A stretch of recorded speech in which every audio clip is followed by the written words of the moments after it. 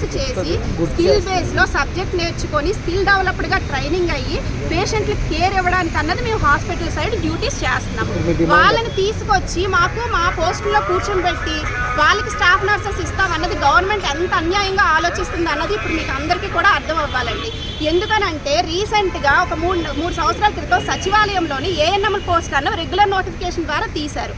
అప్పుడు తీసేటప్పుడు మాకు ఏంటంటే కాంట్రాక్ట్లోనే 15 సంవత్సరాల నుంచి ఉండిపోతున్నాం. మేము ఎప్పటికైనా రెగ్యులర్ అవుతామా లేదా అన్న దృష్టితో మమ్మల్ని కూడా పోస్టులకు ఏమైనా పెట్టుకోమంటారా, మేమైనా ఎలిజిబుల్ అని చెప్పేసి అప్లికేషన్ పెట్టుకోవడానికి వెళ్తే ససేమిరా కుదరదు, మీరు జిఎన్ఎంస్ బీఎస్సీ నర్సింగ్ వాళ్ళు ఏఎన్ఎం పోస్ట్కి మీరు ఎలా పెట్టుకుంటారు నోటిఫికేషన్ అని చెప్పేసి ఎవ్వరు కూడా మా అప్లికేషన్ తీసుకోవడానికి ఇష్టపడిన పరిస్థితుల్లో ఏఎన్ఎంస్ని తీసుకొచ్చి ఇప్పుడు మా పోస్టుల్లో యాజ్ ఏ స్టాఫ్ నర్స్గా నర్సింగ్ ఆఫీసర్గా ఎలా కూర్చొని పెడతారని చెప్పి మేము గవర్నమెంట్ని అడుగుతున్నామండి. మీరు అనుకుంటున్నారేమో కాంట్రాక్ట్ స్టాఫ్ నర్సెస్ ఉన్నారు, లేకపోతే నర్సింగ్ రిలీవ్ అయిన పిల్లలు ఉన్నారు, చాలా తక్కువ మంది అని ఏమైనా ఎవరికైనా డౌట్లు ఉంటే కనుక ఒకసారి ఎంక్వైరీ చేయాలండి. అసలు కాంట్రాక్ట్లో ఎంతమంది ఉన్నారు? రేపు పొద్దున్న వేలాది మంది స్టూడెంట్స్ అన్నది నర్సింగ్ చదువుకొని బీఎస్సీ చేసుకొని రిలీవ్ అవుతున్నారు. ఈరోజు ఏఎన్ఎం పోస్టులు ఇస్తే రేపు పొద్దున వాళ్ళ భవిష్యత్తు ఏమవుతుంది? అదంతా వదిలేస్తే పేషెంట్ వరకు మేము వచ్చేదే మా ప్రొఫెషన్ దేనికంటే పేషెంట్కి 24 గంటల పేషెంట్ పక్కనే ఉంటూ పేషెంట్కి సంబంధించినటువంటి కేర్ ఇవ్వడానికి మేము వస్తాం. 4 సంవత్సరాలు చదువుకొని దానికి సంబంధించినటువంటి సబ్జెక్ట్ అంతా గెయిన్ చేసి ఎప్పుడు ఏం చేయాలి, పేషెంట్కి ఎలా ఇవ్వాలన్న కేరు వాళ్ళ ద్వారా ఇప్పించడం అన్నది కరెక్ట్ కాదండి. వాళ్ళకంటూ ఒక లైన్ ఉంటుంది. ఆ లైన్ ప్రకారం వాళ్ళకి ప్రమోషన్స్ కానీ లేదంటే వాళ్ళకి ఇవ్వాలనుకుంటే రెగ్యులర్ జాబ్ అనేది ఇవ్వచ్చు.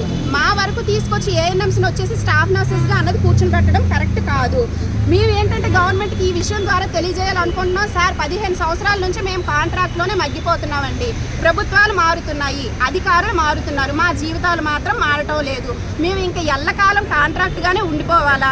ఇదే ఏఎన్ఎంస్ని మీరు నర్సింగ్ ఆఫీసర్స్గా కనుక కూర్చుని పెడితే రేపు పొద్దున్న ఇప్పుడు చదువుతున్నటువంటి వేలాది మంది స్టూడెంట్స్ వాళ్ళ భవిష్యత్తును కోల్పోతారు. వాళ్ళు అనుకుంటారు మనం ఎందుకు కష్టపడి 3.5 సంవత్సరాలు చదవాలి, 4 సంవత్సరాలు చదవాలి, మనము కూడా 10th చదివేసి ఏఎన్ఎం చేసి వచ్చేస్తే చక్కగా కాలు మీద కాలు వేసుకొని రెగ్యులర్ పోస్ట్ తీసుకోవచ్చు కదా అన్న దీని ఉంటుంది. మా డిమాండ్ అంటే వెంటనే మాకు కాంట్రాక్ట్లో ఉన్న ప్రతి ఒక్క స్టాఫ్ నర్సెస్ని 7,000 మందికి పైగా కాంట్రాక్ట్లో ఉన్నాం, 3,000 మందికి పైగా ఎన్హెచ్ఎంలో కూడా కాంట్రాక్ట్లో పనిచేస్తున్నారు. అందరినీ కూడా ఎవరెవరైతే కాంట్రాక్ట్లో ఉన్నారో అందరినీ రెగ్యులర్ చేయాలి. వెంటనే మాకు రెగ్యులర్ నోటిఫికేషన్ ఇవ్వాలి. మా అందరినీ రెగ్యులర్ చేశాక ఫర్దర్ ఏటన్నది డెసిషన్ తీసుకోవాలి.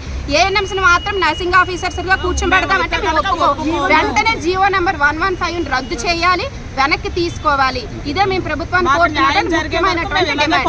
మాకు ఈ పోరాటం అయితే మేము ఆపమండి. ఇనీషియల్ గా మేము ఒక ఇంటిమేషన్ ఇస్తాం.